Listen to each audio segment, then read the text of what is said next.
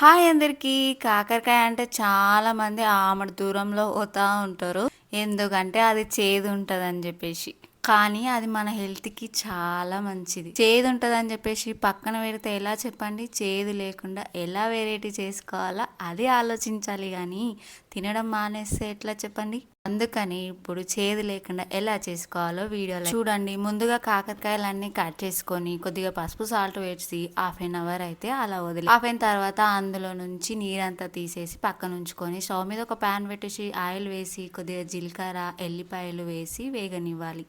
ఆ తర్వాత అందులో పసుపు వేసి మనం చేదునంతా తీసేసిన కాకరకాయ ముక్కలు వేసి కొద్దిగా ఉల్లిగడ్డ వేసి బాగా వేగనివ్వాలి. బాగా వేగిన తర్వాత అందులో కొద్దిగా బెల్లం ముక్క వేసి కలుపుకోవాలి. ఆ తర్వాత మన టేస్ట్ తగ్గ కారం, సాల్ట్, కొద్దిగా ధనియాల పొడి వేసి కలుపుకొని ఆ కారం బాగా మగ్గనివ్వాలి. అంతే, ఎంతో టేస్టీ అయిన కాకరకాయ ఫ్రై రెడీ. ఇలా ఒకసారి ట్రై చేసి చూడండి. బాయ్.